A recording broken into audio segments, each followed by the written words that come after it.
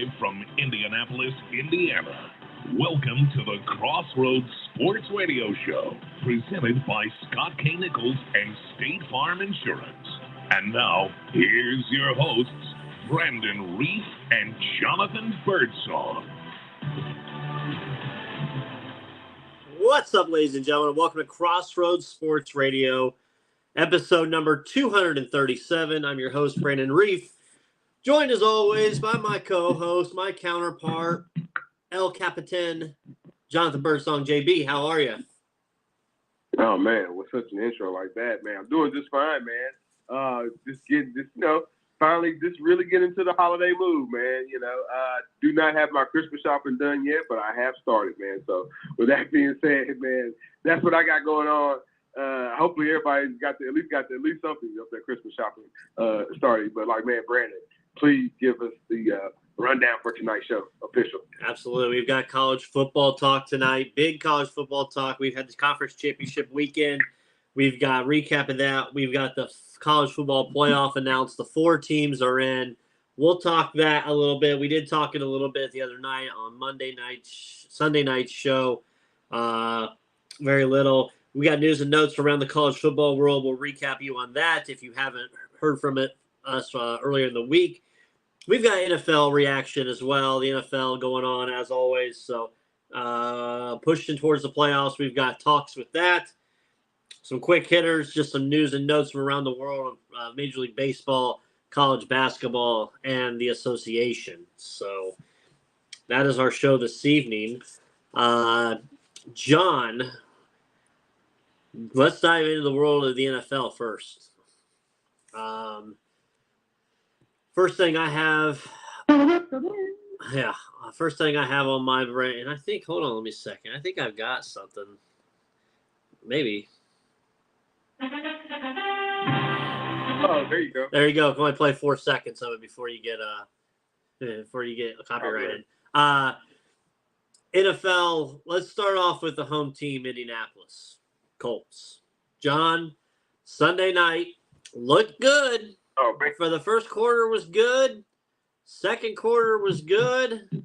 Third quarter was okay. They're hanging in there. Not the greatest game, a little sloppy. And then Dallas decided to whop 30-something points on in the fourth. And, my God, the Colts got their asses handed to them. Yeah.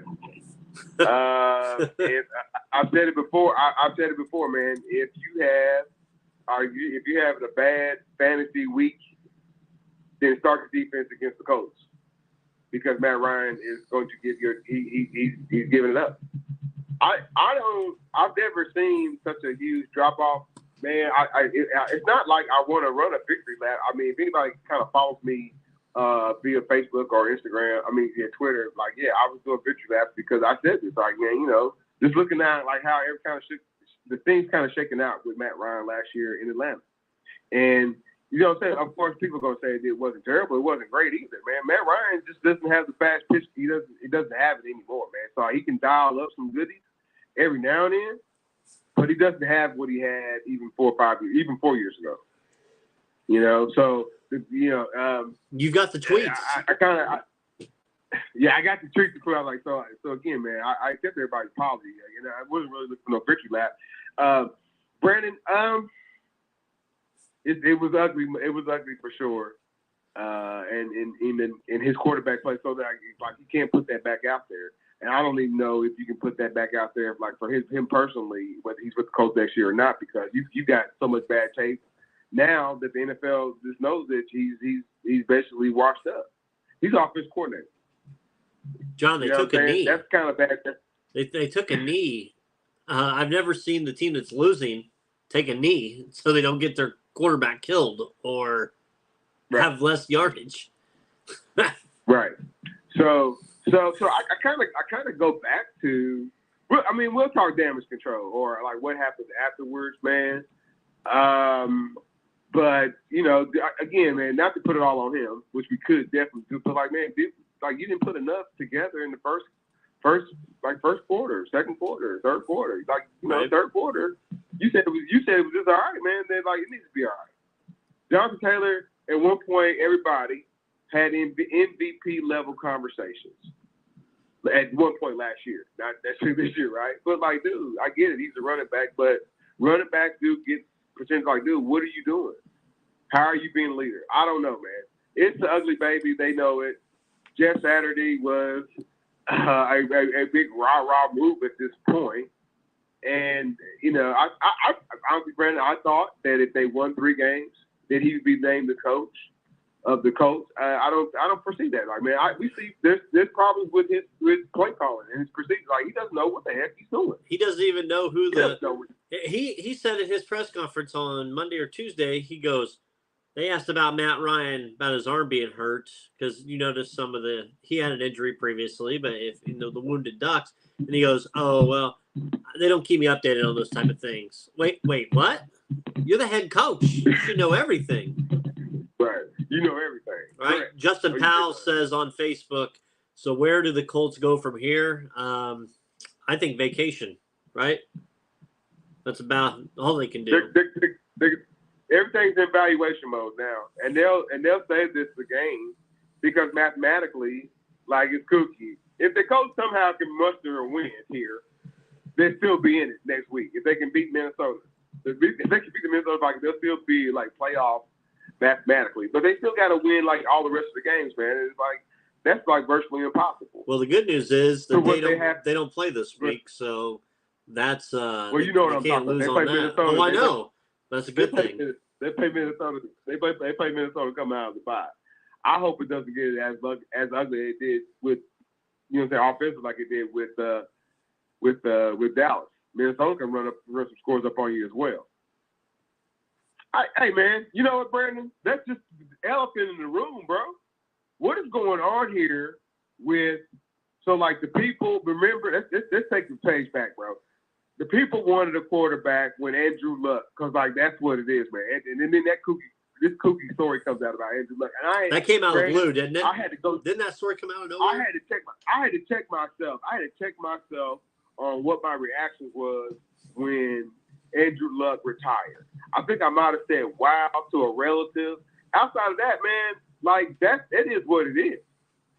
It is what it is. It's not even a story anymore. I mean, it's a little bit of interest to me because I'm kind of, okay, all right, this is why you did it. But, like, he retired, and it should have been over. What the problem was, they never did go get another quarterback. A new quarterback. You can't keep on getting somebody else's quarterback. You're not going to get nobody else's best effort when they've already gave their best effort for 10 years to the San Diego Chargers. You're not going to get nobody's best effort when he's already a battered and bruised, broken quarterback. They already won the daggone Super Bowl in Philadelphia with Carson Wentz.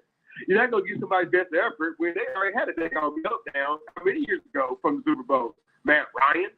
But there was a tiny nickel at one point there. So why does that organization, the Colts, keep on going to get somebody else's instead of just dealing with the issue? Andrew Luck retired on you, Jim Irsay. You give him $25 million. Brandon, did he give him $25 million to shut up? Or to kind of tell a story that kind of paints him in a picture that, you know, remember what? He said it's between his hands.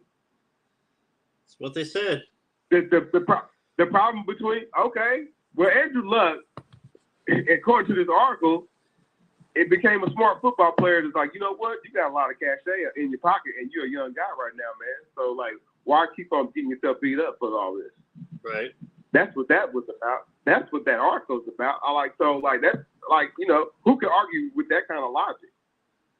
When you got just as much Peyton Manning money, and you ain't half as beat up yet as Peyton Manning, but you're getting there. You see what I'm saying? Anyway, Brandon, I don't know, man. This is a hot mess. Phil said that every week. It's gonna be easily. It's not gonna but it's not gonna be easily fixed by you know what I'm saying, former Colt player and a new quarterback in the summertime from Alabama or Ohio State or wherever. It's going to take somebody, and it's going to take somebody with some know-how, and it's going to take Jim Irsay like, dude, you got to get your fingerprints. You got to go on vacation because you're kind of the problem. You're also the problem of why this is the way it is right now. Yeah, it was a hot mess. I had to check myself what year it was when I saw this article come out. The random timing of it with Andrew Luck and uh, just the whole thing with it. I feel like I'm reliving it again, but yeah, you got to get equipment to retreads, get somebody new, get yourself a quarterback in there. Get yourself. We'll talk about him here later on. Get your Max Duggan. Get yourself a. Who's the other quarterback that's coming out of the draft? I can't think of it. Don't even say Bryce Young. I'm thinking somebody else. Go out and get yourself. I think Cam Rising would come out because he sure would be there. Like Man, you may be the biggest Cam Rising fan there is right now. I might be. Crossroads. We may need to get him. Buy Jonathan a ticket. And get him out there to the bowl game. Ladies and gentlemen, in 2 weeks or so, the bowl show is going to. Me and Brandon and Tanner's going to have the bowl show, and I'm going to give my prediction now that I got Utah beating Penn State. Of course, but we'll get into all that later. Baby. Who doesn't? Maybe that's the Rose Bowl. That's the Rose Bowl. We'll get you out. We'll get you out there to Pasadena. That way, that late third quarter, when the sun's starting to set on the mountains and it turns kind of orange and the sky looks crazy, that's the best time. It's the most picturesque photo. So we'll talk that and more once we get to the college. We'll talk about that a little later. Right. But back to the pro rate. Back to the pro rate. Patriots are bad. They're bad. Buffalo beat them like a drum, 24-10 in New England. I thought New England may have something, but I still don't understand. You got two guys running offensive coordinator. Both of them. One of them's never ran offensive coordinator before in his life with Patricia. And that's another team right now, surprisingly, just looks like a hot freaking mess. Right, because they were supposed to take the level. They were supposed to take the next step. Maybe not the step that nobody thinks Mac Jones is as good as quarterback as Josh Allen or really even Tua. You know what I'm saying? So the Patriots they're last. They probably feel like they should be definitely second and competing. You know what I'm saying? At least with that defense, the pieces that because they spent 2 years ago they spent money. Right. We know this. 2 years ago they spent money. But you got this young quarterback who you thought, could be that he could grow with the team, and because you sent, we sent the offensive coordinator out to, now he's with the Raiders now. And now you brought Joe Judge back. I don't know why. Favors. All these clubs are run on relationships. We know this, but Joe Judge is back in the Patriot fold, and maybe some of Joe Judge misses that he had with the Giants. The confusion is now confusing Mac Jones at quarterback. But Brandon, I'm not gonna cry for them at any point. Being a long-time Colts fan myself. But like, no, man, they got some questions to where I would say, Brandon, like personnel-wise, they have to take a strong look at a quarterback in the upcoming draft, and if they got to get rid of Joe Judge, man. I think he's the confusing part in definitely in Mac Jones' ear. Okay. Steelers, John. My Steelers won again. They beat the Falcons 19-16. That's 3 out of the last 4 they've won. Kenny Pickett's quarterback rating gets better and better. Minka Fitzpatrick with the pick. He probably could have scored on that last interception. But he just ran it out of bounds at the 3-yard line, so they took a knee. But could have been higher up. But yeah, Steelers got a big win. Najee 17 of 86. Pickett was 16 of 28 for 197 and a touchdown. No interceptions. That's 3 straight games of no interceptions for Pickett. So the team is finally starting to click a little bit offensively, slowly. Mike Tomlin coming through the tunnel. There's a viral clip of a fan or somebody saying, "Hey, Mike, let's go" at halftime, and Mike says, "Man, I'm effing working." It's classic Tomlin. I love it. I am a little concerned, and it's been all over the news in Pittsburgh media this week. George Pickens had a temper tantrum, acting up on the sideline, screaming, "Throw me the ball." and it got caught on camera. And Uh-oh. so I don't like to see that from a wide receiver that early in his career. Tomlin says, "Don't worry about it. He's young. He's immature. We'll teach him the professional way of doing things. We'll teach young Rook and go there." So I have faith in Tomlin. I mean, he's withstood Right. Big Ben. He's withstood Antonio Brown. He's withstood Le'Veon Bell. If he can withstand those Right. three, he can just withstand this. So I just don't want it to turn into the fiasco that they've had. Right. Yeah. Right. Right. Right. So What do you think? So, like, I mean, going into off season, I know we're not necessarily totally off season just yet with them, and we don't necessarily know where they'll be picking. Just yet, we know they need some help on that offensive line. O-line, yes. Would you lose your mind if they selected somewhere with one of their picks, like a tight end?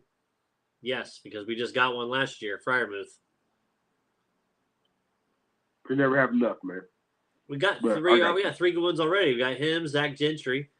I mean, Derek Watt. I mean, shoot, we got we got Connor Hayward, which is Cam Hayward's brother, younger brother. He scored a touchdown, caught that pass on Sunday. Yeah, we got enough tight ends. We need offensive linemen. Offensive line. You can never have too many offensive linemen, right? Ask the Colts fans. Can never have too much. Oh. So, I mean, tell me when I'm lying. Spot the lie. John, the Green Bay Packers continue to own the city of Chicago. Even with a struggling Packers squad, a struggling Aaron Rodgers, he's still Chicago's daddy. And I'm seeing quotes that Justin Fields is the 55-minute man.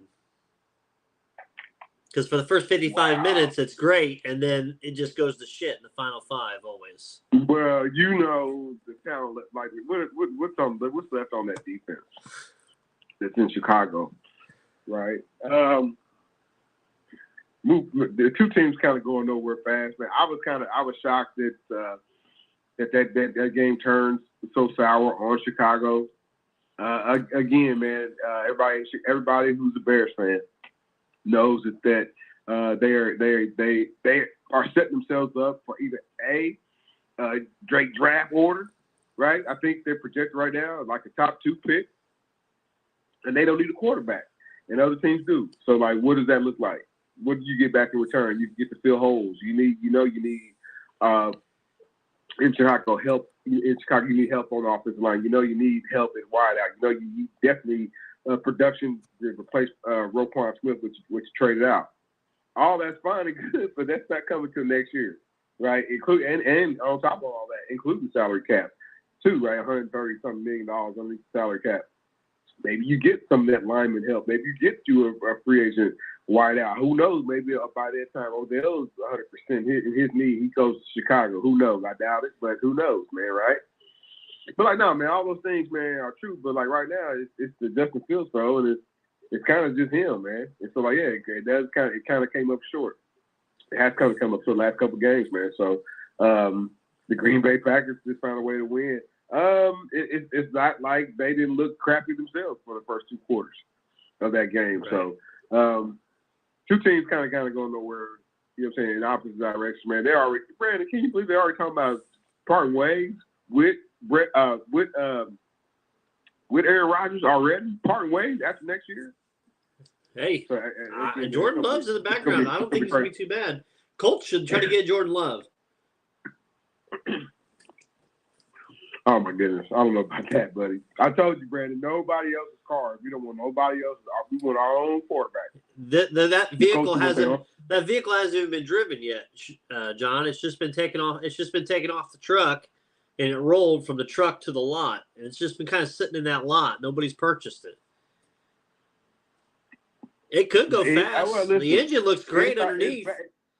It's Ballard. He was on Ballard's list. He was high on Ballard's list. Oh, Lord. In that draft, Ballard didn't have Ballard, but they're not drafting. They're not going to trade for that. Grigson went and drafted him. Oh, my God. Our show is going to Grigson. Good night.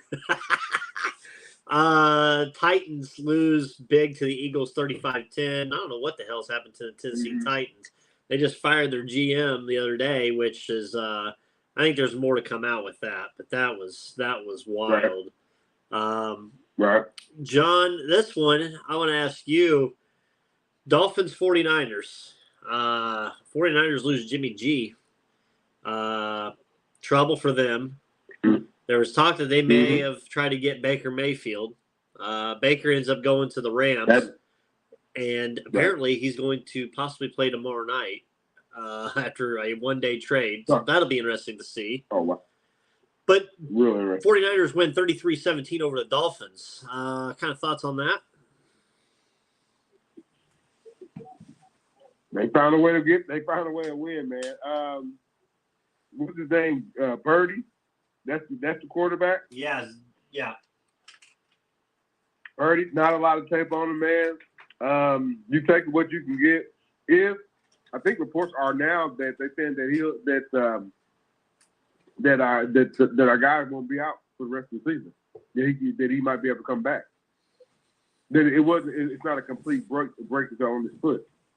Huh. So they're still thinking like get to the playoffs, get healthy, and and Garoppolo, can get him over the hump. So but I don't know, man. It's a long shot. The NFC is pretty much wide open now for sure. I won't say that. I still think Philadelphia is the strongest team, but like now they don't necessarily have to worry about San Francisco. Because they won't be 100%. They won't be. Even if Garoppolo sits out for 3 weeks, right, or the rest of the season. Like, you're talking about Russ now going into the playoffs, and now you're talking about, like, I don't know, Brandon. All roads kind of lead as far as the NFC is concerned. It's kind of up to Philadelphia and I would say Dallas. Yeah. Okay. John, you never asked me this week for my my top 5. The top this 5 is a busy power week, rankings. man. I think we got to get it up there posted, man. But who you got? You got it in your mind? Yeah, I got it right here. I actually wrote it down today just so you could or tonight. Okay. Number 1, I've got the Philadelphia Eagles. Eagles at 1. I like what I'm seeing from them offensively, defensively. I've got them at 1, 11-1, well, rightfully deserved power ranking. There's been a change with the next one. The Buffalo Bills come in, John, at number 2. Josh Allen, Stephon Diggs, Gabe Davis, that core of Buffalo. As long as they got that healthy secondary, they can go a long way. I got Buffalo reclaiming the number 2 spot in the power rankings. Number 3, I've got the Chiefs. The Chiefs fall to number 3 in the power rankings. Patty Mahomes, Travis Kelce, those two are still huge juggernauts on that squad. I can't wait. And the fact that it's there was a tie for 3rd, but on a tiebreaker, you go to the quarterback, and I went to Patty Mahomes and the Chiefs for 3. Number 4, John, I got the Dallas Cowboys. Dallas Cowboys, they could have been number 3, but Mahomes is better than Prescott, so I went reliable with the Chiefs. But Cowboys at number 4, they're looking great, John. They very well, any other year, man, this would probably be number 1 for them. And then number 5, I've got the Vikings. So the Vikings came in at 5. Dolphins have fallen out. They fell out. Vikings are 10-2. They just beat the Jets 27-22 over the weekend. My question, John, I'm looking at all 5 of these teams. All 5 of these teams scare me. Not in the good way either, because all 5 of these teams are capable of just going out and laying a dud, right? Like, it's feasible to see all 5 of them doing it. So I think this is maybe one of the most wide open years for somebody to win the Super Bowl. Well, I'm glad you said that because you kind of cover yourself when you say that, man, because I wouldn't have never had Minnesota. I'm waiting for the fall on Minnesota. And I get it why you put them as your 15 because they do have a decent record and they are playing well. But if Minnesota had to play, even on their own turf, the Bengals, they lose. I'm telling you, the Bengals is ascending. I'm a little bit more hot on. You realize they're doing the same path they were doing back last year at the same time right now? I'm saying, man, they're getting good when it's time to get good. Well, I don't know. You always wanted, like, saying maybe, yeah. Well, nobody wants to lose, right? But yeah, you're absolutely right, Brandon. They're doing what they're doing, getting hot. And right now, Brandon, correct me if I'm wrong, the Ravens are going in the opposite direction. Lamar's hurt. Lamar's also at odds with his contract, and Lamar's hurt, and they're losing. We kind of know what's going on. I mean, we kind of know what's going on with Pittsburgh. Pittsburgh's in a rebuild mode, so doesn't that necessarily challenge for the North Division, right? And Cleveland is dealing with rusty old Deshaun Watson. Here we are with the Bengals, getting ready to win the AFC North. There you go, man, and setting themselves in position to probably. I don't know how it's gonna work out. Could they host a game, or would they still have to go on the road? Who, the Bengals? Yeah. Well, they're tied with the Baltimore Ravens right now for first in the North. They would host if they win their division. If they don't win their division, they don't host. So let's just go ahead and say they probably host because I see Baltimore further collapsing. I'm not saying Baltimore's going to lose this week. I like the backup to Lamar. He's good. He's capable backup. Excuse me. He's a capable backup, but they got a lot to overcome. They had Super Bowl aspirations, and they can't get to the Super Bowl if Lamar ain't 100%. Yeah, they're going to lose this weekend. They play the Steelers, so. Oh boy, they're losing this weekend. Is this what you saying? You saying they losing? Yeah. Wow. You heard it. All right. Give me one second. I'm gonna go. Oh yeah, they losing. It's in Pittsburgh. They losing. Yep. No, he has to make sure. Wrap. Well, we play them twice in the next 4 weeks, so it's crazy. Both the games are at the end of the season this year. John, you're talking about seeding for the playoffs. You're talking about scariness. Right now, let's go NFC real quick. Right now, your number one seed would be obviously Philadelphia, 11-1, number one seed. The new format now is there's only one team that gets a bye, and it's whoever's in first in home field. If you finish in second, no longer do you get the bye. You play in that first round, that wild card round. Wow. Yeah. Wow. Yeah. There's only one team that gets a bye. So right now in the NFC, the 2-7 matchup is Minnesota and Seattle. And you don't tell me you can't see Seattle possibly doing an upset up in Minnesota laying an egg. Right. So Minnesota, Everybody Seattle. plays for the Kirk Cousins fall. San Francisco would play the Giants. In the three. So they'd have to go play the Giants. Yeah, they'd be in San Francisco. Oh, it could be in there. Okay, I got you. Because San Francisco would quote win the division at 8-4. And then the 4-5 matchup, cover your ears. The Dallas Cowboys 9-3 have to go to Tampa Bay and take on Tom. Well, that team down there looks terrible. They barely could beat Tyler Heineke. I'm just saying. It was whoever was who was the cut? It wasn't Tyler. I know it wasn't Jameis. I true. No, it was Andy Dalton, the red rifle. Yeah, the red rifle. Horrible. Let me put this to you. If you're the Dallas Cowboys, do you maybe tank a game and fall back and let the Giants go to second in the division? This is crossroads. If you're Dallas, wouldn't you rather play San Francisco than Tampa?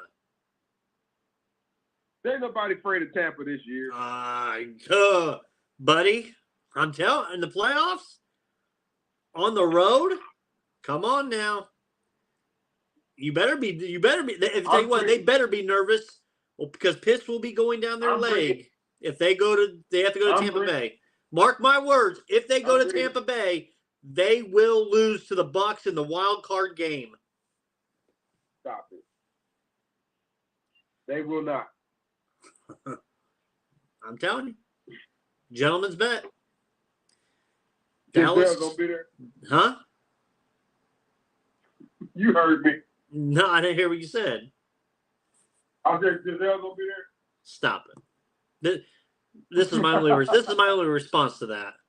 You're asking me dumb questions, guys. Really dumb questions. Jesus. Yeah, exactly. New sounder, hockey coach, pissed in his press conference. Just, I thought I was going to get this asked to me on Saturday, and I was ready for it. You're asking me dumb questions, guys. Really dumb questions. Jesus. Yeah, but I'm just saying that's where. And you look at the AFC. Buffalo would be your number 1 seed by means of a tiebreaker with Kansas City. So Buffalo would have the bye. Your 2-7 would be the Chiefs and the Jets. Your 3 and 6 would be Baltimore against Miami. And your 4-5 would be Tennessee, Cincinnati right now. Obviously, Cincinnati is ascending, so they can easily move up to the 3 seed for that. So we'll see where we're looking at. Standings-wise, Indianapolis Colts are 13th in the AFC at 4-8-1. The Steelers 12th, 5-7 against there. So let's see. The Colts are overall in net points. The Colts have the second worst overall net points rating in the NFL out of all the teams. So not really great. Not good at all. Not good at all. Let's see. We talked a little bit. Yeah, Joe Burrow. I mean, we talked Chiefs real quick, but I think I found Patrick Mahomes, future Hall of Famer's kryptonite. It has to be Joe Burrow and the Bengals. They seemingly got their number, man. They just got to, stay injury-free and probably look a bit more. Just make sure that he's upright. That he's obviously the star of the team. His connection with Higgins and all the other receivers, right? That's the way they make that team kind of goes, man. But they have to damn near play error-free offensive football and make sure that he's, not sacked 1,000 times. Head coaches. Head coaches getting fired.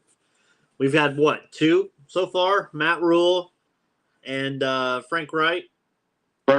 Mm-hmm. The next head coach, John, that I see getting the boots, because I'm sitting here looking at these teams right now, and there's not many. I don't think they're going to get the boot this year. There's not. The only 2 I have on my list is the Denver Broncos coach, who's kind of completely had just an ass of a season. Nathaniel Hackett. Nathaniel Hackett. And the other one is going to be Brandon Staley with the Chargers. This team has so much potential with the talent on its squad on the offensive end and on the defensive end. And with that quarterback Herbert in there, and you're 6-6, and you just lost to the Raiders. And they made all those trades, Brandon. Yes. I think he's on the hot seat. Has to be, right? Has to be on the hot seat. And you would think that the way, again, teams can change, and they can change stream, right? They can change the way they play. They can have a come to Jesus moment. Let's say, this is what we need to be doing. The bar, often than not, man, you are what you are when once you get into your habits, you don't change. Once they got a shot. If they could they make a run? Could they get hot? Could they come together?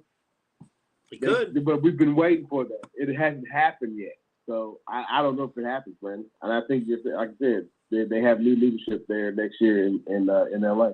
I've got my prediction. I think Sean Payton takes over with the Chargers next year. Man, not coming to Indianapolis. Come on, man. That's already the guy's already there. He wants it. I mean, yeah. I just see. His name will come up sure. I think he could be their head coach. And then maybe, just maybe, Kingsbury in Arizona. Just how they've so badly underperformed. 4-8. And just because, like, yeah, him and Call of him Duty. and the quarterback, like, you know what I'm saying, going back and forth. Yeah, I can see he better just hurry and get fired down there, man, so he can get one of these college jobs. Hey, they take him back. There's a spot in West Lafayette for him. It runs the same offense. Give it 10 more weeks. Might be a spot in Bloomington. Oh no, they love that guy down there. They love that guy. Get the bucket. We gotta get the bucket, man. Brad, you gotta find a little snippet of the audio. Have you ever heard that before? When he's losing his mind about to get the bucket? Oh yeah, I heard it on the Query and Schultz, or not Query and Schultz. Bowen and Jake and Bowen show. You would have thought the bucket had like $800,000 in it or something. Man, he is. He was that serious about to think he win that game and getting the bucket, man. I'm forgetting. I've seen the bucket. What's the coach's name? I'm forgetting his name. Who? Tom Allen? Tom Allen. That's what it is. Oh. The head coach of IU. He's ready for that bucket. I appreciate y'all being here. Just want to start by just saying how proud I am of our players. Once again, just going back and having a chance to watch the film. And we're ready for the bucket. Just the fight and the. He's ready for the bucket. I hope you're not going to watch Thursday Night Football tomorrow night, John. You could probably go to bed early. Raiders and Rams. Snooze fest. It's probably going to be the Raiders. Raiders got to win that game. But if Baker Mayfield, they're going to try Baker Mayfield out. Does he know the playbook? Does it matter? That's going to be an interesting game tomorrow. You say go to sleep. I say I'll at least watch the first 10 minutes. Jets and Bills this Sunday. That should be a good one in Buffalo. I think the Bills obviously get it done. Mike White, the Mike White era is, I think, going to be approaching the end here soon. Browns and Bengals, Texans and Cowboys. Not really good matchups. Vikings and Lions. Eagles, Giants. That'll be good Sunday. Eagles and Giants at the Meadowlands. That'll be a good one. Steelers, Ravens, Jaguars, Titans, Chiefs, Broncos, Panthers, Seattle, I think a good one at 4:25. Buccaneers and 49ers. That'll be a good one to see. Tampa Bay coming off that hell of a comeback win the other night. And then Sunday Night Football, John, you get a good one to watch. The Dolphins go in to take on the team we just talked about, the Los Angeles Chargers. And then Monday Night Football is Patriots Cardinals. There's 6 teams on bye this week, which kills my fantasy squad. Falcons, Packers, Saints, Bears, Colts, Commanders. So, and we had another tie this week. So, what are we doing? Oh, wow. What are we doing, NFL? Get it together. Just stop. Just completely. Sports, man. Crying out loud. Hey, man. If the Colts have all these primetime games like crazy, because now they're having another national televised game, the prime one on Saturday next week against the Vikings.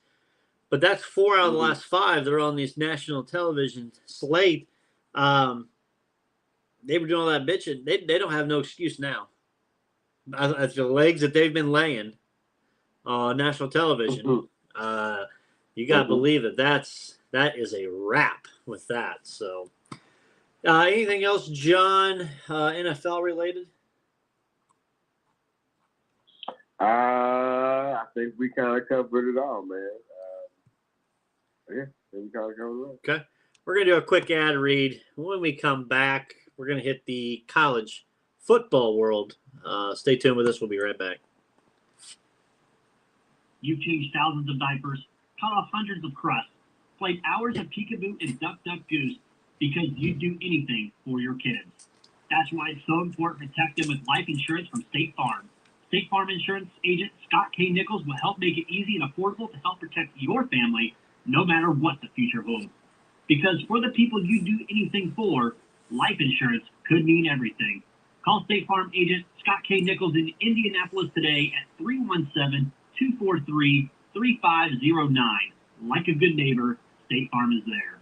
We also want to thank our sponsor, Maverick Custom Motorsports, where ideas are created and dreams are born, specializing in custom motorcycles, boats, slingshots, Jeeps, and trucks. Offering pickups, deliveries, and shipping worldwide. Check them out today, MavericksCustomMotorsports.com. Use the promo code Crossroads in your checkout and get an exclusive discount.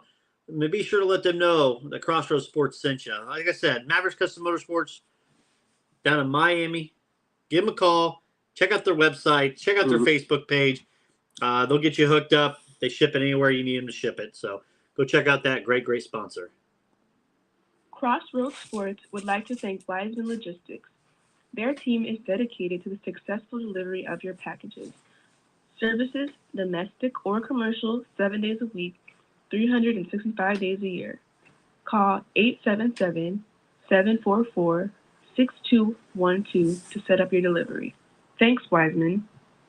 All right, and we are back. John, I do have to say that she sounds a hell of a lot better than you. Whatever, man. She's a pro. Pro's pro. Shout out to Wiseman Logistics and the new ad read. So love it. College football, John. Where you want to go with this? Big Ten championship. Michigan beat Purdue.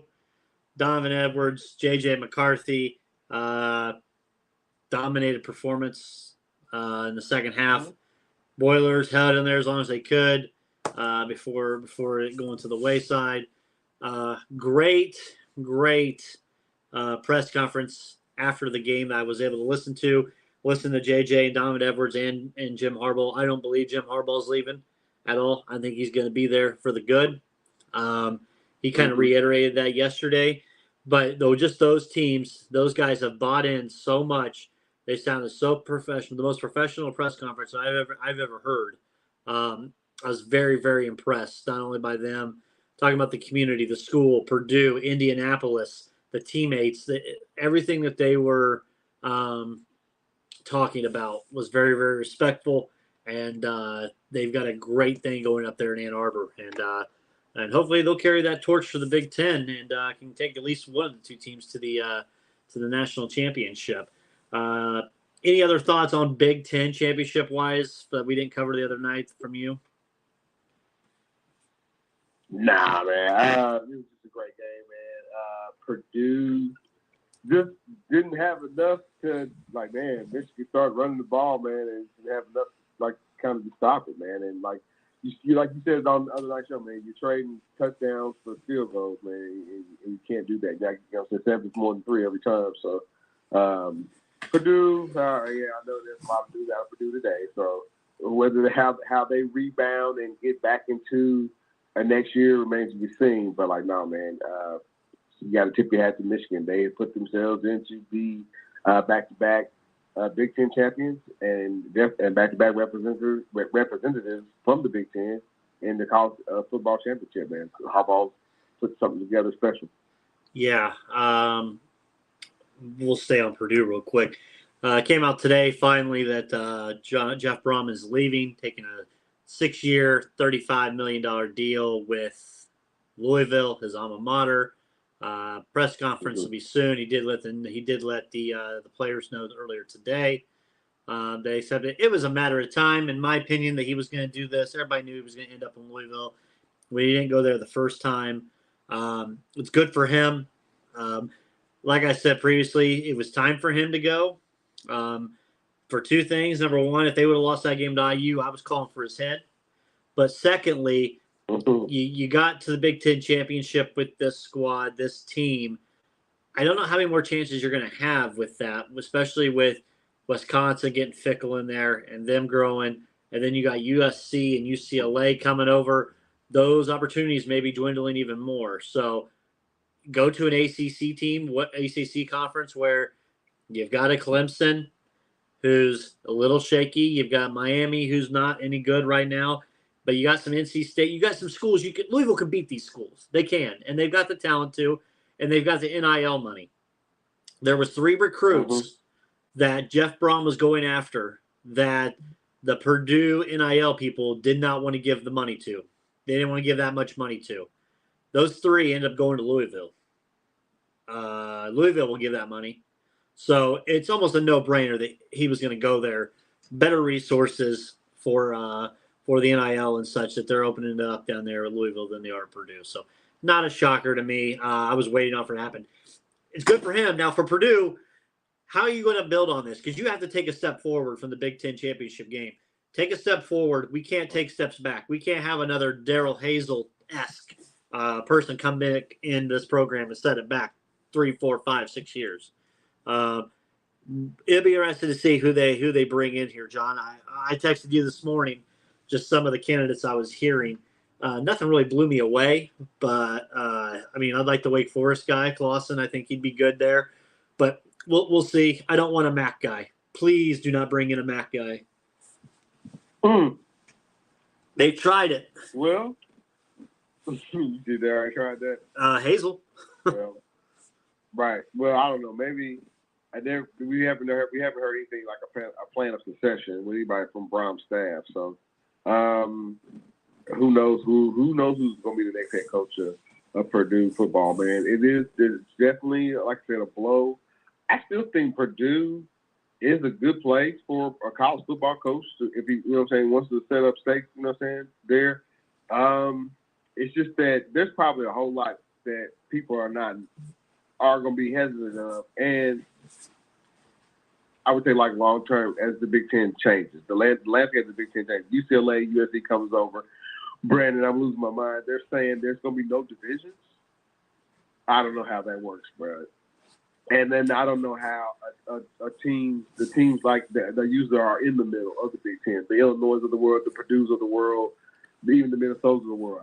How you going to necessarily get lost in the shuffle if you're not super special year over year over year? So it's going to be really interesting. Like I said, Jeff Brom didn't want to navigate some of those waters, and it's not necessarily all cakes and and easy to get to the in ACC, but like you said, more NIL opportunities over here and with Louisville, and better better ways maybe to potentially grow the program, right? Than what Purdue was offering. So they gotta. Purdue doesn't want to leave the Big Ten in football, so they just don't necessarily want to suck either. So I would assume they're going to go after somebody, a name brand, not necessarily somebody that's a MAC guy, but who that person is right now, I couldn't tell you. Gotcha. Sumlin, maybe Sumlin. Kevin Sumlin. Mike Tomlin Jr.? No. Kevin Sumlin? That's what he reminds me of. Yeah, that's what it is. John, did you see the Indiana Hoosiers football schedule next year? Are they sure? Are they sure they want to bring in a new coach for that? I've got them winning 2 games. 2 games. You said 2 games? The first game of the year, John. First game of the year. Guess who they got? The Ohio State University. Game 1. Game 1.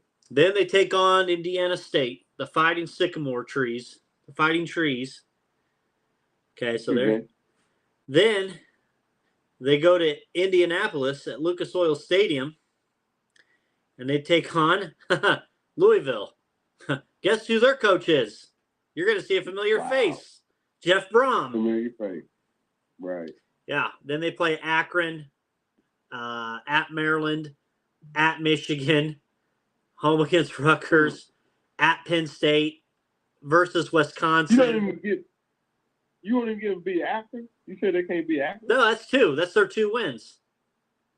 Oh, okay. Akron and Indiana State. I don't think they can beat Akron. When you got Michigan, Ohio State, Penn State, Wisconsin, Illinois, all on the schedule this year. Ooh, it's a murderous row next year for the Hoosiers. Woo! You better keep Tom Allen one more year. You don't want a brand new coach to come in and go 2-9 his first year. And you saying Indiana State, Athens, only games they're gonna win? Only games they're gonna win. Clip it. I don't know if they're gonna beat Athens. Listen, next year they got the 2 years from now is when the new coach needs to come in because you got to play Florida International. You play them at home. You got to go to Louisville to take on Louisville. So that's the home and home series. And then you got to take on Charlotte, the 49ers. That's 2 wins right there.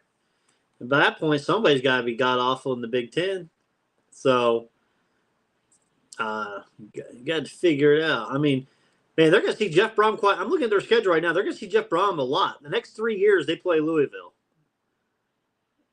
And then in 2026, they drop Louisville and pick up Ball State.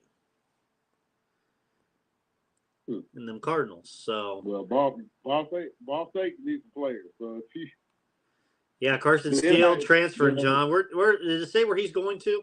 Have they said yet, or has he just answered the portal? No, you know everybody saw that there's over 1,000 kids in the portal. You know what I'm saying? There's a Pied Piper out there in Boulder, Colorado. That, you know what I'm saying, people are sending like mad tape and, you know what I'm saying, so there's going to be some people that end up out there, names that end up out there with Deion. Go ahead and get into it, John. Go ahead and get into it. Huh? I said go ahead and get into it. I'm saying there's going to be some names out there. I mean, there's people already transferred. The quarterback from Pitt, he transferred. Notre Dame. The quarterback from Notre Dame. Oh, right. The quarterback, I forgot. I know right close to home. He's transferred. There's guys from the teams in the CFP. They decided to enter the portal. The guys from Alabama, believe it or not, decided to enter the portal. Not necessarily like there's no name like Bryce. Can I ask you a question? Sure, go ahead. And I want you to put your hat on as a sports fan / analyst, and then on your second hat, I want you to put it on as a parent. Okay. Is there a problem with what Deion said to those players of Colorado when he said, "You better get your stuff ready to get in that portal"? I see a lot of people pissed about it. Man, those are the true things about. So like Colorado, in my lifetime, Colorado used to be in these conversations of like, well, Colorado's going to this bowl, Colorado's going to that bowl, Colorado, and like right now, in the last 2 seasons. I can pick up off the top of my head, maybe 4. Colorado ain't been in nobody's bowl game of significance. They've been in some bowl games, or maybe they've been in some games where, oh, man, Colorado beat Iowa. Oh, wow. Who cares? Colorado used to be competing for a national championship or be in the conversation for said thing. Like, so Deion goes there. We all know that he's going to bring cameras and whatnot with him. So it's not like he's not saying anything that these kids haven't heard before. Or guys, they're not kids. These guys that remember, these aren't people. These aren't kids anymore. They're paid athletes. Criticism comes with the game. They haven't won. Did they win 2 games this year, Brandon? Did Colorado win 2 games in conference play this year? I don't think they did. You're not good enough to beat. I mean, Deion's probably already assessed who he wants to be here or not. It is what it is, man. 1-11. College sports. Damn, I gave him 1 game. 1-11. The University of Colorado is way. I mean, a 1-11 team. You tell me Northwestern's 1-11 in the Big Ten, I'm like, yeah, I can see that. I understand why. If you tell me Colorado is 1-11 in Big 12, Pac-12 play, it doesn't make sense. They're better than that. Deion Sanders is there to turn that culture around. I'm looking at the teams. The only team they beat, and they beat them in overtime, was Cal, 20-13. They lost 38-13 to TCU on opening weekend. Mm-hmm. Lost 41-10 to Air Force. They lost 49-7 to Minnesota. Whew. Now that's Minnesota ain't nothing. They lost to UCLA 45-17. Oregon State, they lost 42-9. Oregon beat them 49-10. USC beat them 55-17. Washington beat them 54-7. And Utah beat them like a drum 63-21.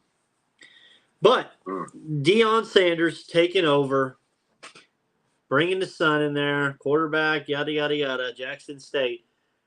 First game of the year, John, Nebraska. 100 years of Colorado football. And the first anniversary game is against Nebraska, the old rivals from the Big 12. Matt Rule versus Deion Sanders, week 1. Love it. It's going to be a live game day. We'll be in attendance. And if Crossroads Sports got to do it, we might have to road trip up to Boulder. And what's the game day will be there. Oh yeah. What was your thoughts on Jackson State, man? They pretty pissed off there. The fan base seems like. And what was the song they were playing in the stadium and dancing to? You got me, man. You got me. But here's what I'll tell you what, Brandon. Fan bases don't understand that. I bet you athletic directors and all the businesses around there, they didn't have no problem. They recouped money. They got money from the polarizing effect of having Deion Sanders as being the head coach of a historic black university, right? So Right. Nobody ever talks about it like that. Nobody ever talks about it. They never will tell you how much money they made, right? They understood that they could not afford Deion Sanders. Okay, they go from $300,000 to $5 million. They couldn't price match. We all know what price match. If you used to work at the Blue, big electronic Blue, you know what I'm saying? We all know what price match is, right? They couldn't price match, man, with the University of Colorado, man. So, again, if anybody listening, we're gonna learn more about HBCU football and athletics. You know what I'm saying? As when all that kind of picks up next year here on our show, I've kind of made it. You know what I'm saying? Something that I kind of just want to kind of call it this. Deion Sanders, I get it, but he is a polarizing individual, but he isn't a qualifier for if you feel that you want to watch a brand of football or sport, then watch it. Deion don't have to give you the validation. Crazy. I mean, the fact is, you got Deion in the field, and then they show him. He was at the celebration. He was telling everybody, "Get the hell, let's go, let's wrap this shit up." Well, he had to go to Colorado. Yeah, I know, right? He's ready to go. But then guess what, Brandon? He's back to freaking Jackson State the next day. Yeah, because he wants to coach them. He wants to get. Some people say that he should just get out of the way because he's getting in the way and he's being irritant but like, dude, I thought Brian Kelly should have stayed with the team last year when he took the job at LSU. I did. Why not? This is your team. Go play. Go coach him in the bowl, man. And then you go on LSU. We love his Southern hospitality, though. Oh wow, yeah, him and his fake accent, right? I mean, I'm gonna play. Man, I think. Go ahead. So I'm gonna play this, but I don't even know what the song is. But they were playing this for Deion during the game, and everybody clapping and waving goodbye to him.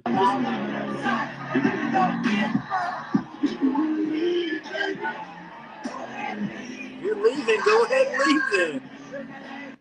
That's dirty. They played Deion dirty, and he's brought nothing but 24 wins and 0 losses to him.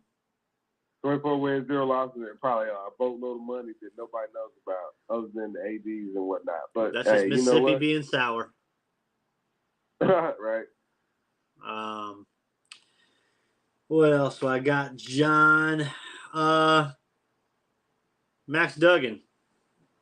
Heart of a champion. My God, crying after the game, but left it all out there. TCU still got a shot, John. They're going to be taking on the Michigan Wolverines. How much of a chance did you give them?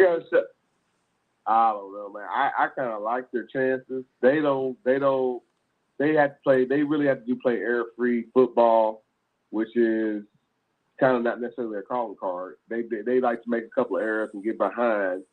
And if you get behind Michigan, they'll just kind of put it on cruise control and just kind of run it out on you. So they can't make some of the same or similar errors they did against Kansas State. I still believe that they're a better team than Kansas State. That's the game. Again, I know we talked to I thought that they won. I thought the running back, when he broke the plane, I thought that was the touchdown right there, man. The game should have been called right there. But then they had another play, and they didn't get it. TCU went for it on 4th down. They didn't get it. Kansas State gets the ball, they score a touchdown. The game's over. Not a touchdown, a field goal. The game's over. So they just don't have a very again, a lot of these teams aren't built like some of the teams we've been known to have, like, you know what I'm saying, just a level lines of starters and backups that can be starters here. That's not TCU football. TCU has good guys you go see on the next level. Max Duggan, you see on the next level. The running back's pretty good. You'll see them on the next level. Definitely the wideouts, you see them on the next level. But coming outside of that, and then they got a good defense too. But again, they'll spot you. They'll spot you 10 points and then try to play catch up. And like in the Big 12, you can get away with that. And some of the teams they played, they got away with that. Playing against a Big 10 team like Michigan, who has their head thinking national championship and the rematch against Georgia, and like we know what we can do. We probably worked on beating Georgia. We just went through the whole season, and now we're here. We got rid of the Ohio State. Come on, man, bring on Georgia. They want to beat Georgia. I mean, they're not calling out Georgia, but they are. Like that little. But they want to beat Georgia. They want to do something special. Right. So I think that, like I said, TCU would have to play a perfect game where they didn't get behind. And I've watched 80% of their games, dude. And 80% of the games, that's how they play, dude. They like to get behind. So I give them a slight chance because they do have a bit of an air raid and they can score fast. You saw it. If anybody watched them play against Kansas State, they can score in bunches very fast. But again, man, they like to get down. So in a control game, I like Michigan. You know what I'm saying, beating them in a very controlled scoring game. I did find yesterday, or a tweet today, these are the programs with the most portal entries from yesterday, from 2 days ago and yesterday. This is just in 2 days. In 2 days worth of portal entries. Louisiana Tech, 18. Colorado State, 17. Texas A&M, 16. They had the number one class for a couple of years. Arkansas, 15. Arkansas was 15. Kent State, 14. Oklahoma State, 13. Oregon, 13. Maryland, 12. Virginia Tech, 12. Washington State, 12. Jackson State, 11. No surprise. And guess who's right there tied with 11? Alabama. 11 people leaving Alabama. John. Not happy. Not happy. I'm trying to see. And where they go, where they end up, nobody knows. So did you see JT Daniels today? I seen Slovis too. Man, he's going for his fourth different team. So, like, man, I'm sorry, anybody that doesn't know what we're talking about, JT Daniels transferred from Arizona State. You know, again, they was blaming Herm Edwards. They cost Herm Edwards his job at halftime. They got fired at halftime because the team quit on it. And hell, the dang old offensive coordinator or whoever, some assistant coach back bit Herm Edwards. Too right. Slovis, another quarterback from the USC branch, who I was high on at one point, transferred to Pitt once Kenny Pickett turned pro. Dude, like, you know what I mean? Sometimes it's not the program. Sometimes it's the player. And Slovis, he's transferred again too. So, you know, I get it, man. You want to get your bet. You thinking, in their mind, young mind, man, they're thinking like, dude, I got to get back to whatever, 2019. Well, you know what, man? Maybe, I don't know. I don't know what's going on in JT Daniels' mind. Like, you played two pretty significant programs. Arizona State, when Herm was there, they were playing significant football to the point that they actually were challenging. I think they were top 3 in the Pac-12. Again, he left there for greener pastures of the LSU. It only got harder. Remember, when you went to LSU, you went to quote unquote real football. So what do you run away from, JT Daniels? Man, he had a lot of promise coming out of school, man. And I thought he was going to be in this draft coming up. Like, you know what I'm saying, top 5 quarterback. Now, and like now you jump from school to school, man. I don't know about that kid, man, at all. On next level next year. Spencer Sanders from Oklahoma State, QB, 3-year starter. He's transferring out of the portal. He's leaving Oklahoma State. Don't know where he's going to end up, but Texas Some A&M. of these guys are getting rubbed. They getting, you know what I'm saying, somebody told them they can get greener money over here, bigger money over here, right? And they whatever school they probably outbid them. And then some of them also are probably legit pissed at their playing time. Purdue has an offensive lineman, 3-year guard, transferring. He's entering the portal. Devin Leary from NC State, he's going to the portal. That's crazy. What would it be? Our boy Carson Steele, John, put up 1,500 rushing yards and 15 touchdowns. He's in the portal. Graham Mertz, your boy, going back into the portal again. We'll see what happens with Mertz. Just a lot. Oh, DJ Uiagalelei, I said. He's going into the portal. Quarterback, right. Nick Evers, Oklahoma freshman quarterback, going to there. He was backing up Gabriel this past season. But Oklahoma's got a 5-star Jackson Arnold committed for 2023 for Oklahoma coming in. And then our boy from Texas, Hudson Card. Boy,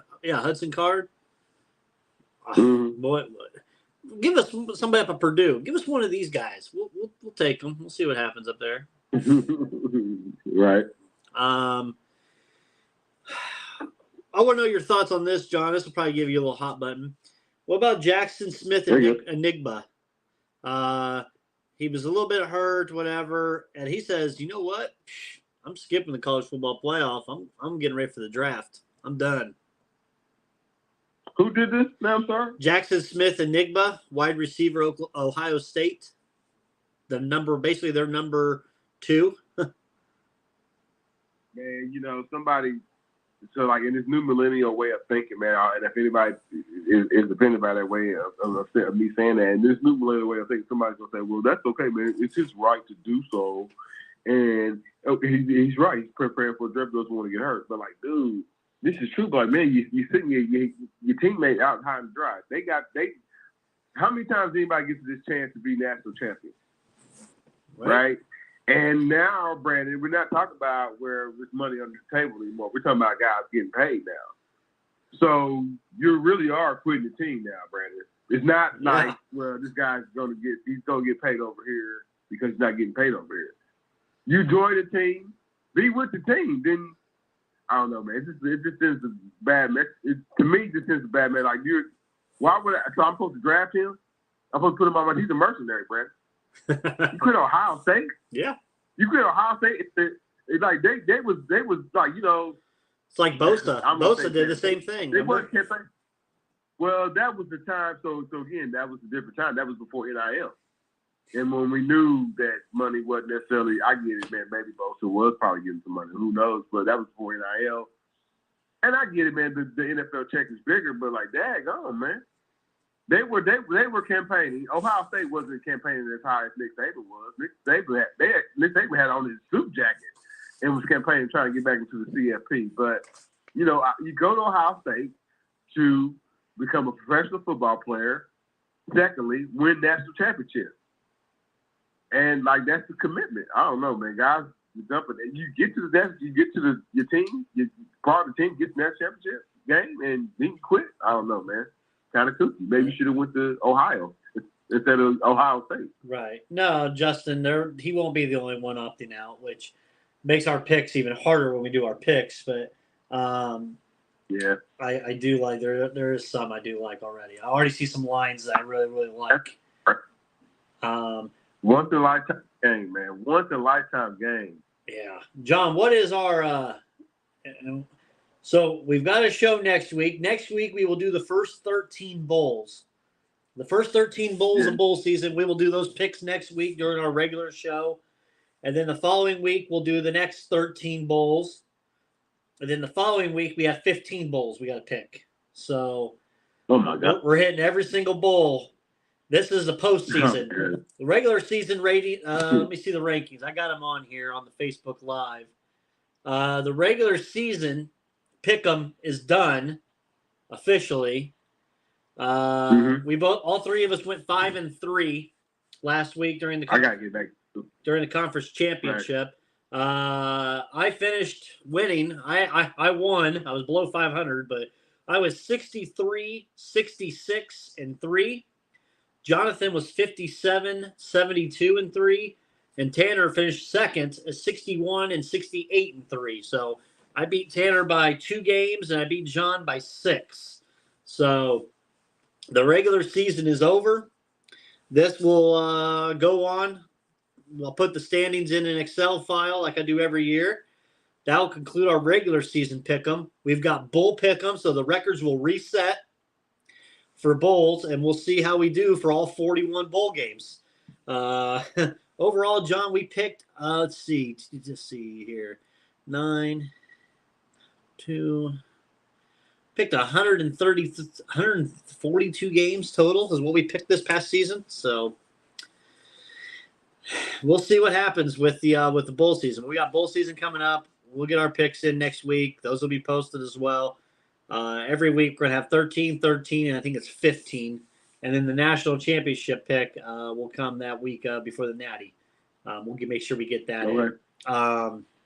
Right. Aaron Judge, 9 years, $360 million from the Yankees.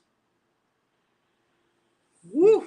Big money, man. Bet on himself. Gotta, you know what I'm saying? They offered him money in the summertime. I remember we kind of talked about it. I thought he was going to walk because this is, you know what I'm saying? And like, I was like, I can be like, dude, I can do walk away for $215 million. But, you know, this is how you can walk for $250 million. You walk away. You bet on yourself. You set a record. You break, you tie Maris, right? Basically. Or did he? No, he did break it. He broke it. He won up. Yeah, he broke Maris. And you know, and you're clean. There's no cloud of juice. Allegedly, right? Oh wow, man. There's no juice back. You gotta say it like that, right? And you know, $360 million. The Yankees. I definitely didn't want to go to. They didn't want to go over 300, but with the Maris record and him being a fan favorite, there you go, man. He's a Yankee. How can you hate it? I don't know. I haven't necessarily broken down a baseball salary cap in a long time, Brandon. That's a shame on me, as I call myself for being a sports analyst of all jack of all trades, right? But I just don't know how much left. What else? I mean, you know, the Yankees don't care about going too much over salary caps or anything like that. I just don't know how much is left and what else they might need in that. I know they need. The lineup sucks. I looked at it today. Like, there's some good players, but there's still three or so positions that are soft that they need. They should have upgraded. Right. And they lost some pitching. So, but at least. So right, and that's like I said. Exactly. I know they need the pitching. That's kind of what they struggled at in the postseason last year. So he'll be a face for them. You know what I'm saying? Obviously, and a name. Can he do it again? Get into the 60s? I don't know. But if he stays, Brad, tell me if I'm wrong. If he floats around in the 40s for the next 4 or 5 seasons, man, he'll go down as a Yankee legend. And who knows what happens with the salary cap? They might bring it or a trade, and away they go. They might be back into in a pennant race. Yeah. Some other notable free agent baseball contracts because free agency has started. Wilson Contreras, catcher for the Cubs. He signed a 5-year, $87 million deal with the Cardinals, so he jumps over to the rival Cardinals. Kenley Jansen agreed with the closer, agreed with the Red Sox on a $32 million deal, 2 years. If you remember, Jansen used to be an old Dodger closer back in the day. Left-hander Jose Quintana agreed with the Mets on a 2-year, $26 million deal. Quintana, $26 million. 30. The Cubs got an agreement with free agent pitcher Jameson Taillon, 4 years, $68 million. Taillon comes over from the Yankees. There we talked about their pitching, but they've bolstered their rotation now with Max Stroman, Kyle Hendricks, and now they've got Taillon in there as well. The Phillies, my God, the Phillies making moves like crazy. You talk about salary cap. They went and got Taijuan Walker, 4 years, $72 million deal from the Mets. He was a starting pitcher for the Mets. And then a couple days before that, the Phillies went out and got Trey Turner, shortstop from the Dodgers. 11 years, $300 million, John. Unbelievable. But Phillies just keep loading up. They're ready for that stretch run. They've got a solid squad. They're my preseason pick to win the World Series next year. All right. And just looking, Cody Bellinger left the Dodgers, went to the Cubs on a 1-year deal, $17 million. And then Justin Verlander went to the Mets. So Verlander and Scherzer now are teammates again, like they were when they were in Detroit, but now they're on the Mets. Right. 2 years, $86 million for a 40-year-old ace. And they can't stay healthy. Jacob deGrom, and Jacob deGrom, 2-time Cy Young winner, signed a 5-year, $185 million with the Texas Rangers. So we'll see. deGrom can't stay healthy either. So that's just as much. All these moves and more, you can find them online. My Cincinnati Reds, 0 moves. 0 moves. We're asleep at the wheel again. So, not a shocker that they're not doing any free agency. I guess they must be doing the old strategy, wait everybody else fills up their contracts, and then they go out and get somebody on the cheap. College basketball, John, Purdue, number 4 in the latest AP poll. They're beating Hofstra right now like a drum. IU lost over the weekend to Rutgers at Rutgers. They dropped to number 14, and they got a tough one tonight. They take on Nebraska, the Fighting Fred Hoibergs. The only reason I say it's tough Nebraska, John, Nebraska just went in and beat Creighton at Creighton over the weekend. Right. It's a better Nebraska team. If anybody remembers Fred Hoiberg, he's the mayor. He's played for the Pacers. He's also been a head coach of the Chicago Bulls at one point. Fred Hoiberg also was a head coach at one point. I do believe. Did they get to the Sweet 16, that Iowa State team? Yes. Can't remember. Yeah, they did. So, but anyway, Fred Hoiberg is probably a little bit better fit collegially than he found.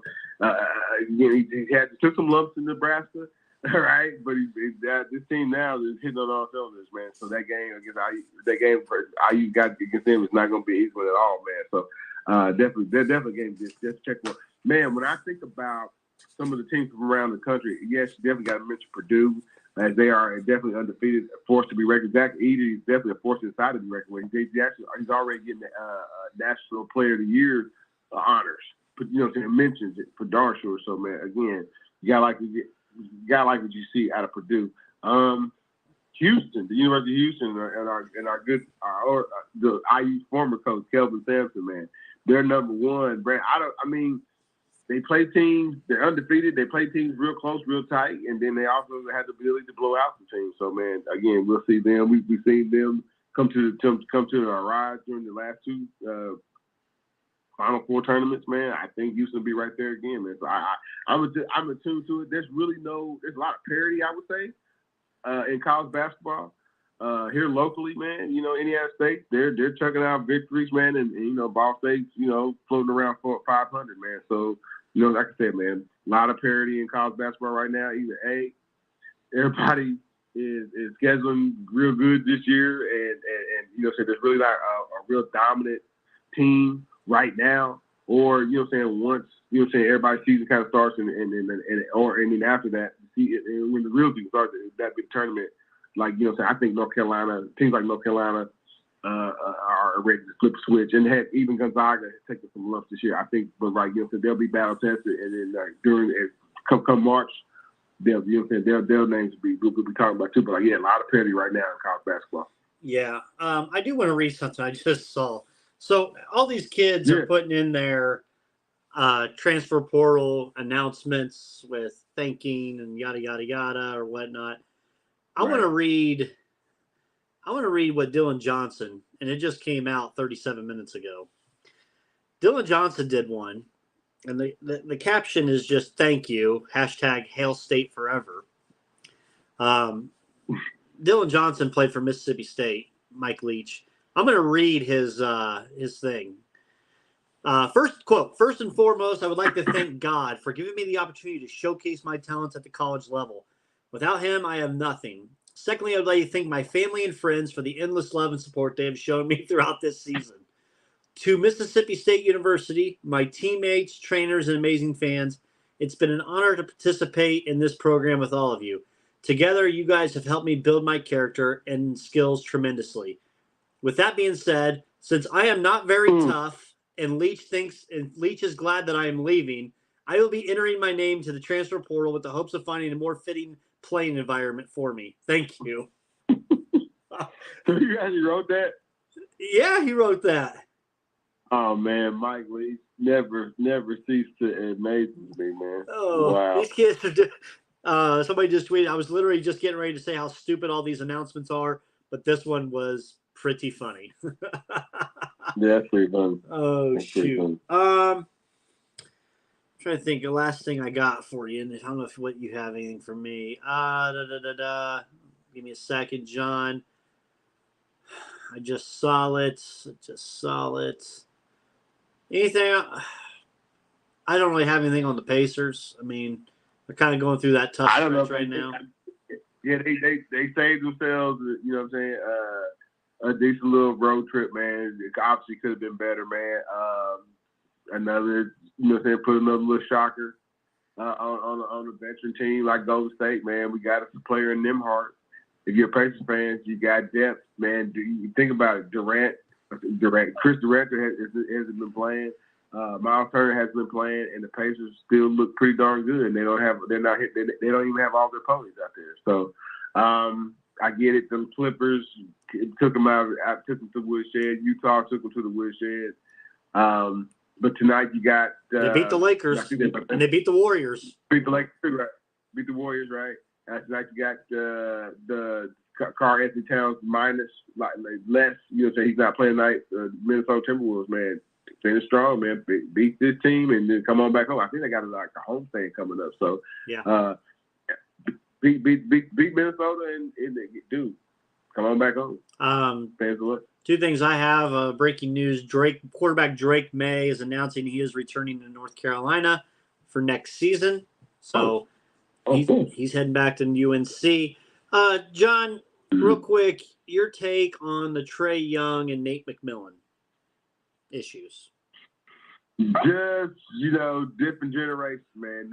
Nate is from, you know what I'm saying, different, like where the leader of the team plays a little differently and plays a little bit more smarter, man. We know Trae Young doesn't really get into a defensive stand. We know Trae Young takes bad shots. He hits a lot of good shots, those thrilling deep threes, but he also takes a lot of bad shots. These are the things that Nate wants him to play better so that they can take the next step. That team is good enough to take the next step. But it can only do so with Trae Young, the leader, isn't playing like careless basketball, turning it over, taking bad shots, and not getting back in, at least getting in front of his own man, right? And so, a lot of those things, like, again, Nate's asking for the man, again, he's from a different era. Like, dude, we trying to win. You out here trying to play and score 40.